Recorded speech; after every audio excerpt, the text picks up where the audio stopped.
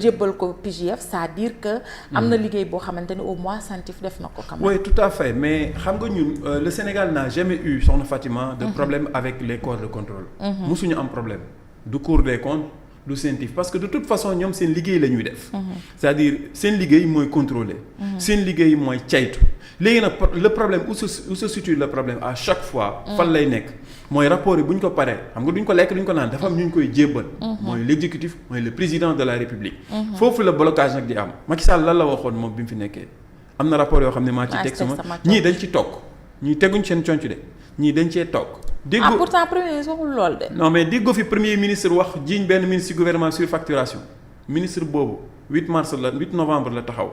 Esplanade Stade Léopold Sédar Senghor wax ni am na benn ministre ci biir gouvernement am. bu ñu jiiñ surfacturation. on est en mai 2026. loo ci dégg Abdourahmane Diouf waaw loo ci dégg xam nga déggoo ci dara ñoom ñi ngi siégé ndoo ak moom ba tey. fi nga xam ne mooy waaw ci conseil des ministres joxaat ko benn jugee ko enseignement supérieur robuwaat ko fi nga xam ne mooy environnement. donc ñun li ñu jàpp mooy il n'y a pas eu de problème il n'y a jamais eu de problème avec les corps de contrôle ils jouent leur rôle. maintenant rôle bi fan lay problème bi amee nag. mooy à chaque fois affaire bi day am kumba am ndey ak kumba amul ndey. la vérité mooy dafa am ñoo xam ni dañu leen di protéger am ñoo xam ni dañuy bëgg ñoom délibérément di leen exposer.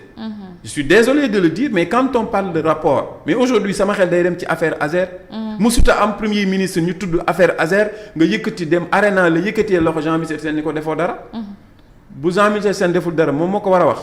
du moom moo ko war a wax affaire boobu dañ ko war a yóbbu ci yoon mu leer. suñu leader l'honorable député yombalal leen ko nee leen am ngeen 130 députés nañ def commission d'enquête parlementaire foo ci dégg. Jean-Michel mi ngi doxi soxlaam Thierno Alassane Sall gàddu na lu ci fu ne mu dugg ca. te furaas beneen bi mooy. quand on parle de rapport et de PJF sama xel day dem ci Farba Ngom ban milliards ñaata milliards lañ jëlee ci Farba Ngom ñaata lañ ko doon jiñ du 125 milliards. ani Farba Ngom barki démb defaluñ ko accueil populaire. au Fouta. léegi coow li ñu doon wax ci Farba Ngom boo leen mësaan seetaan ak leur pseudo chroniqueurs yi ñu yónni ci plateau yi. mais ñoom ñi bokk ci ñoom da ngay yaakaar ni alalu Sénégal yëpp mi ngi ci Farba Ngom. mais ils ont mis benn armada de communication bu doy waar. ba ñoom tey contesté woon sax ne li yéexal dossiers yi c'était parce qu'on avait un magistrat Ousmane Diagne moo teg tànkam ci yenn dossiers yi. donc il faut ñu jëlee fa Ousmane Diagne ñu yombalal leen ko jëlee fa Ousmane Diagne yóbbu fa ki nga xam ne mooy Yacine Fall waaye ba Yacine ñëwee loo ci gis. Farba Ngom PJF bi ñu ne woon rapport la. Centif 125 milliards fu ñu mujjee ci vidéo yuñ ne da ko doon seetaan ci téléphone portable am. loolu Sénégalais yi fàtte xaju fi beneen bi mooy. Mansour Faye ñaata milliards lañ jëlee ci moom waxuñu fii boor seen plateau yépp wax ni Mansour Faye sàcc la Mansour Faye moo jël alalu Sénégal Covid bi Mansour Faye lekk na ci ay milliards yu bari fan la mujjee. du non-lieu ana Mansour Faye mi ngi Saint-Louis. di liggéey Ndeye Saly Diop Dieng levé nañ immunité parlementaire am. jébbal ko yoon ñoom ñu wër parce que ñoom gëmuñu présomption d'innocence parce qu'en réalité Sénégal. Ibrahima Khalil Mbodj yoroon alalu Sénégal. mais je précise que Farba Ngom musul yore benn poste ci suñu réew. tout à fait voilà mais Ibrahima je prends un autre exemple keneen yore suñu alal. yore li nga xam ni mooy nomba tànk. ñu dénk ko suñu alal muy fonctionner ak suñu budget. c'est normal c'est très normal bu fa jógee ñu jébbal ko yoon wala corps de contrôle bu ñu gisee dara ci gestion ñu convoqué ko. laaj ko ci xalaatam. mais ñii nekk pouvoir gëmuñu loolu. tey bu ñu convoqué nit ñoom ñëpp dañuy génne sàcc la. Alioune Sall ñoom ñëpp dañ ko doon laaj 400000. fan la mujj est-ce que jox na kenn ci ñoom 100 francs Alioune Sall mi ngi doxee ay soxlaam. alors léegi nag Sénégal dafa war a dellu ci xam ñii lan mooy nekk seen mission léegi est-ce que ñoom l'objectif c'est en réalité mbir yi di leer ñuy nangu alalu Sénégal. wala dañuy def ce que j'appelle le règlement de compte raté.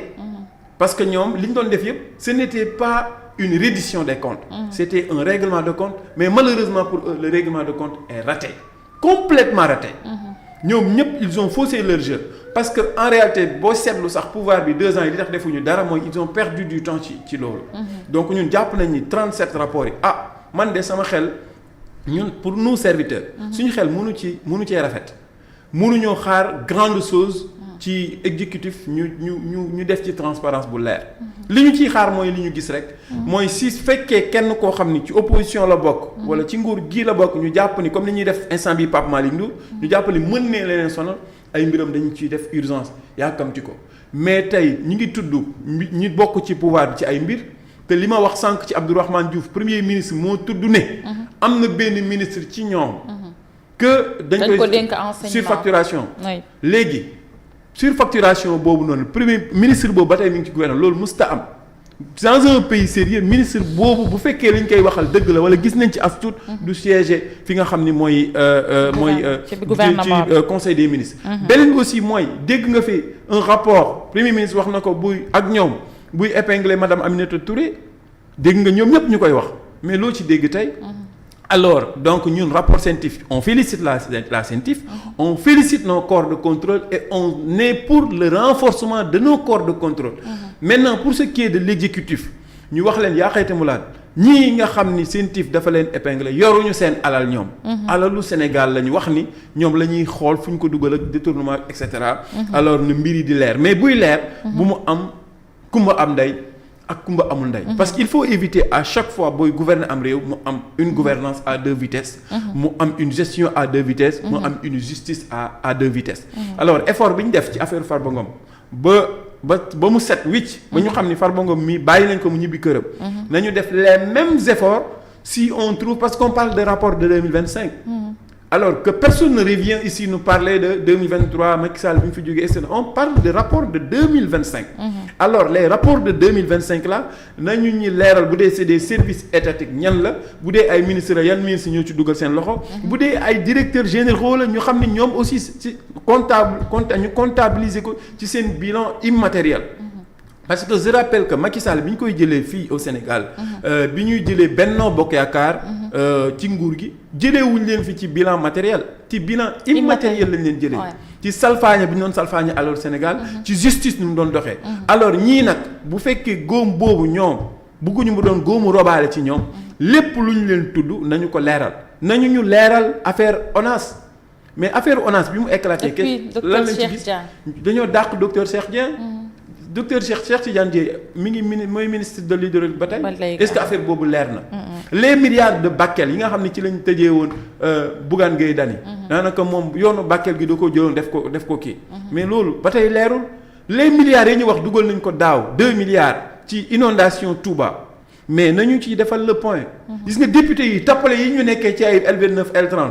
mais loolu moo ko gën a urgent c'est-à-dire il faut que c'est vrai ñi ngi def ay audit gis naa nag fan yi 2 jours yi ñu singili Serigne Gueye Diop ñu ngi leen wax ni vous êtes dans des schémas politiques parce que ministre bu bokk ci Ousmane Sonko du ñu dégg ñoom ñu laal ko ministre bu bokk ci Ousmane Sonko bokk ci seen Pastef radical boobu auditionné nañ ministre yëpp mais comment vous pouvez comprendre ñu auditionné ministre yëpp à l'Assemblée nationale ex yi ba ci Serigne Gueye Diop di wax ci moom waaw kon ñi ci des ñëpp moom amul leen lu ñu mën a wax ci ñoom. te mu bokk Diomaye président waaw te mu bokk Diomaye président donc ñun jàpp nañu li muy nduru mooy singili. donc en un mot comme en 1000 les 37 rapports de la CENTIF on invite le président de la République. ainsi que la justice sénégalaise ainsi que le PJF ñu leeral ci ba mu leer naan ñi képp ku ci laale ak foo mën a bokk ak lu mu mën a doon bu dee détournement la escroquerie la blanchiment de lépp lu mu mën a doon. mais na leer. au nom de l'intérêt général mais bu mu leer parce que Pastef nga bokk parce que Diomaye président nga bokk. Très bien Khalil pourtant le premier ministre a dit que ñoom tëjluwuñ kenn parce que liñ doon wax dafa bëri ci ni moom mooy tëjlu nit ñi et cetera ba léegi ci ñëw ci rapport yi ndax ñoom nee nañ rapport bu ñu fi fekk dañ koy joxe c'est-à-dire ñoom duñ ko téye rapport bu ñu fekk rek dañ koy jël jox ko jébbal ko ñu war a jébbal c'est en concordance avec ce que CENTIF a fait hier. oui mais rapport bu ñu fi fekk dañ koy joxe mais xam nga CENTIF dafa joxe mais am na lu des xam nga rapport bu ñu fekk ñoom ci réew mi dinañ ko joxe mais ñun li ñuy wax xam nga lan la mooy dafa am lu fi avant ñuy dem ci li nga xam ni mi ngi doog egsi mais dafa am lu ñu passé ba pare man jàpp naa ni réew mi tant que ñoom fexewuñu ba affaire Azer leer nañ maanaam leneen lu ñu fi wax lu tudd transparence ak mbiru rapport sénégalais duñ leen déglu. beneen bi aussi mooy rapport bu fi am du ñu protéger kenn mais fi ñu toll étape bi ñu toll. état bu jébbal rapport bi kan lañ koy jébbal PJF. mais jàpp nga ni yow pour yow jàpp nga ni. tey PJF mën na woo koo xam ni neexul Ousmane Sonko. mais PJF liggéeyam lay def. non mais ñun jàpp ñu loolu wanuñ ñu loolu ñoom ñun luñ ñu wan mooy ñoom ils ont mis une. TGF peut-être rien à voir parce que mbirum kopparu askan bi. mbirum gestion. loolu peut-être ça n'a rien à voir avec le. bi ñu tàmbalee mbiru rapport ba tey. dégg nga ñu woo fi kenn ku